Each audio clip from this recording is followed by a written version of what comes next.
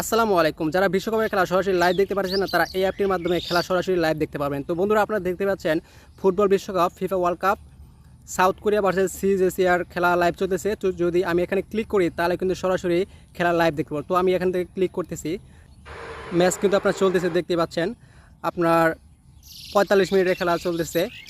তো এই অ্যাপটির মাধ্যমে কিন্তু খুব সহজে খেলাটা উপভোগ করতে পারবেন।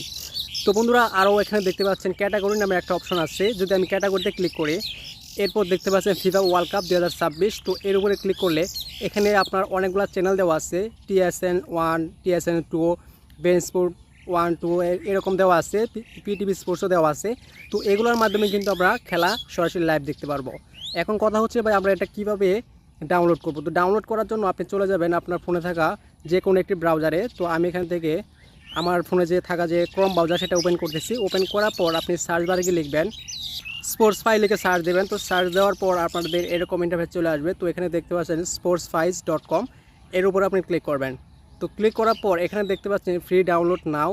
তো এর উপরে আপনি ক্লিক করে দেবেন। ক্লিক করার পর এখানে নিচে একটু স্ক্রল করবেন। তো দেখতে পাচ্ছেন ডাউনলোড স্পোর্টসফাই এপিকে ভার্সন দেওয়া আছে, আপনার যে কোনো ভার্সন অ্যাপ এখান থেকে ডাউনলোড করে নিতে পারবেন।